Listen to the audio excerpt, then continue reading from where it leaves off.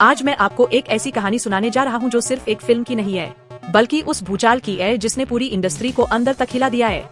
कभी आपने नोटिस किया है कि फिल्मों में हीरो कैसे दिखाए जाते हैं?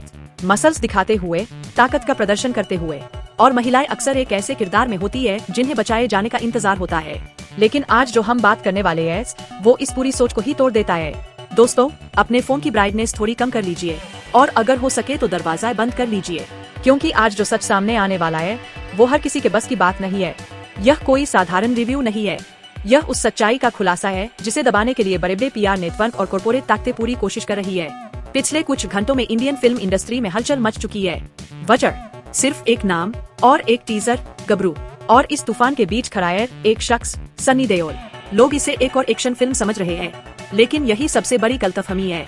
आपने नोटिस किया होगा, अचानक मीडिया शांत हो गई है। सोशल मीडिया पर हमेशा एक्टिव रहने वाली बड़ी एक्ट्रेसेस भी चुप है। रश्मिका मंदाना, काजोल, आलिया भट्ट, रवीना टंडन और दीपिका पादुकोण, सबके अकाउंट्स पर असामान्य सन्नाटा है। क्यों? क्योंकि जो उन्होंने देखा उसने उनकी सोच हिला दी।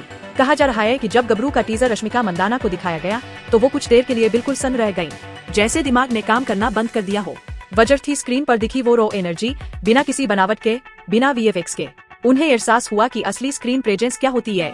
वहीं दूसरी तरफ काजोल जैसी अनुभवी एक्ट्रेस भी इस टीजर को देखकर कौंक गईं। कहा जाता है कि उन्होंने बस इतना कहा, यह अब किसी के कंट्रोल में नहीं है।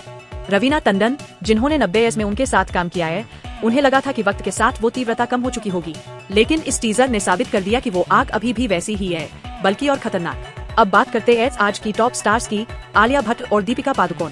इनका करियर एक पॉलिश्ड, कंट्रोल्ड और पीआर ड्रिवन सिस्टम पर टिका है, लेकिन गबरू ने उस सिस्टम को सीधा चुनौती दी है। रिपोर्ट्स के मुताबिक कोशिश की गई कि इस फिल्म की चर्चा को दबाया जाए, लेकिन पब्लिक का रिएक्शन कुछ और ही कहानी बता रहा है।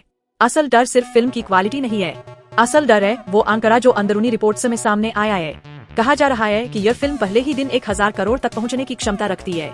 अगर ऐसा होता है तो यह इंडियन सिनेमा के सारे रिकॉर्ड तोड़ देगा और एक नया ट्रेंड सेट करेगा। लेकिन कहानी यही खत्म नहीं होती। बताया जा रहा है कि मुंबई के एक बड़े होटल में इंडस्ट्री के बड़े लोगों की एक सीक्रेट मीटिंग हुई।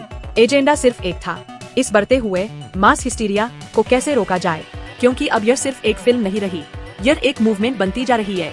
एक ऐसी लहर जो सालों से चल रहे फेक नैरेटिव्स और बनावटी स्टारडम को बहाकर ले जा सकती है।